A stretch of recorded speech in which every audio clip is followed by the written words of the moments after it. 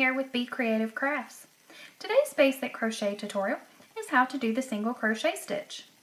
My sample swatch here was created using Hobby Lobby's I Love This Yarn in the color Blossomopolis. Before we get started, let's go over a couple of things. First, you're going to want to crochet your beginning chain loosely. As you can see here in this sample swatch, I did not do that, so my first row of single crochet has tapered in just a little bit.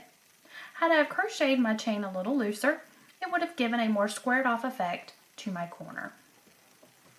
After you've crocheted a couple of rows, your project is going to begin to look like this. Don't worry, everything is still going fine. After you've crocheted another couple of rows, your project will begin to take shape and it'll start to flatten out. For this week's project, I'm going to be using Red Heart Super Saver in the color blue. For my hook, I'm using an ergonomic boy hook with a grip and a size K, 6.5 millimeter. I'm showing you the hook in the packaging because the label on my hook has worn off.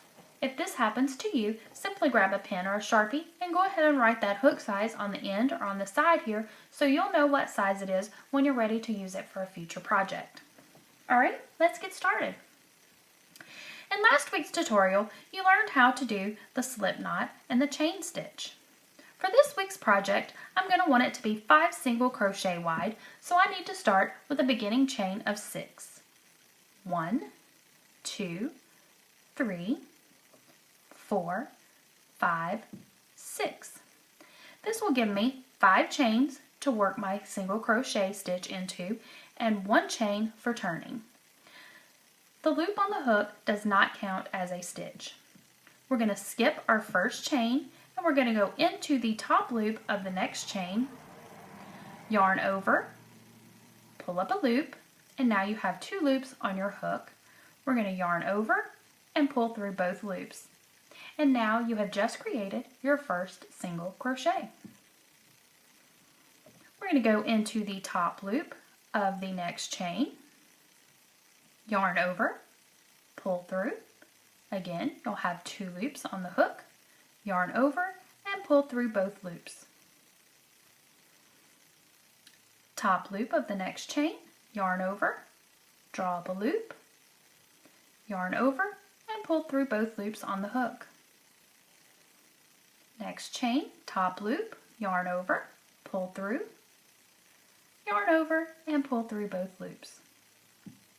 Okay, we're going to work into the top loop of that last chain, yarn over, pull up a loop, yarn over, and pull through both loops on the hook. And now you have created your first row of single crochet. Now, chain 1 and turn your work. Now, we're going to begin our next row by taking our hook and going underneath both loops of that last single crochet. Yarn over, pull the yarn underneath both loops, and now you have created your 2 loops on your hook. Yarn over and pull through both loops. Again, we're going to go underneath both loops of the single crochet below, yarn over, pull through, 2 loops on the hook, yarn over, and pull through both loops. Underneath both loops of the single crochet below, this here is your front loop and your back loop. You're going to go underneath both, yarn over, pull through, draw up a loop, yarn over, and pull through both loops on the hook. Underneath both loops, front and back, yarn over, pull through, yarn over, and pull through both loops. The last loop, or the last stitch on row 2 can sometimes be a little tricky because of the way it is slanted. So if you need to, you can go through the first side of the loop, turn your work just a little bit using your thumb, go ahead and push that second loop up and over your hook so that you're very sure to get underneath each loop of that single crochet. Yarn over, pull through, yarn over, and pull through both loops. And now you've just created your second row of single crochet. Chain 1 and turn. Row 3 is going to be worked just like row 2.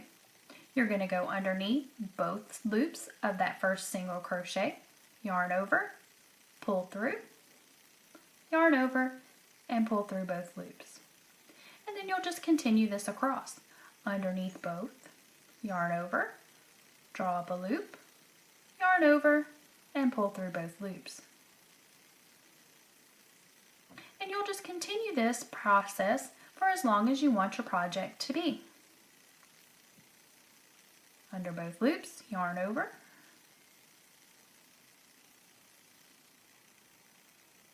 underneath both, yarn over, and pull through. And now you've created your third row of single crochet. Now if you grab my first swatch, the red one, and I'm going to show you how to fasten off your work, because now you've learned enough stitches to where you can create something. You can create a washcloth, a blanket, a scarf. Your possibilities are endless. So to end your work, you can simply pull through and then finish off and be done. I like to take mine one step further. I'll take my loop, I'll pull my yarn through, give a little tug, and that creates a little knot. Now taking your crochet hook, I always pull my yarn back through a couple of the stitches, like so. And then I'm going to grab a smaller hook, and with that smaller hook, I'm going to weave it through these small loops here, like so. And then I'm going to grab my yarn and pull it through.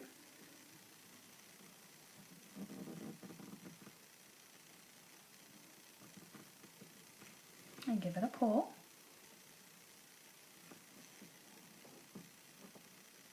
Okay, I'm going to flip my work around. Now I'm going to take my hook and I'm going to go back through those same loops.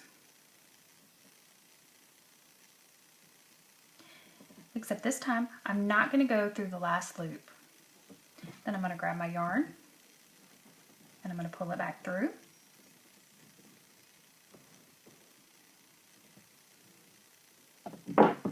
Give it a tug, and now I have woven my tail in. I'm going to grab my scissors and snip it off. Now, give this a little tug, and now your yarn has been secured. It's hidden. You'll do the same thing with your beginning tail, and now your project is complete. You've hidden your tail, and now you're ready to wear, use, or give away whatever you've made. Thanks so much. Y'all have a great day. Bye. Be sure to like and subscribe. See you next time.